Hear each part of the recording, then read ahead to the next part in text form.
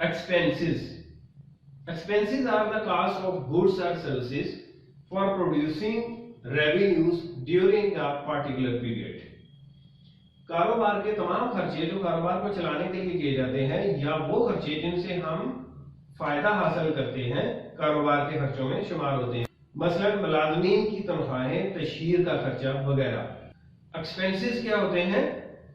जिनका फायदा जो है थोड़ी देर में खत्म हो जाए, यानी जहां पे हम कारोबार कर रहे हैं वहां हमने एक बिल्डिंग रेंट पे ली है जिसमें हम कारोबार कर रहे हैं, तो उस बिल्डिंग को हमने एक माह यूज किया है और यूज करने के बाद हमने उसी माह का रेंट जो है पे कर दिया है। अब क्या है, जो रेंट हमने पे किया है बात खत्म हो गई, रेंट पे कर दिया, बात खत्म हो गई। अब उसके बाद नया रेंट जो है वो नया माह रहने के लिए इस्तेमाल होगा, यानी जो हमने पे कर दिया है बात खत्म हो गई वहां पे। एक उस्ताद जो ट्यूशन पढ़ाता है, क्या है, हमने उसको पैसे दे दिए पढ़ाने के, एक माह उसने पढ़ाया, उसकी उसने फीस ले ली, उसके बाद बात खत्म। अब पढ़ाया नजर तो नहीं आ रहा ना, उसकी फिजिकल एग्जिस्टेंस जो है वो नहीं रहती एक्सपेंस में।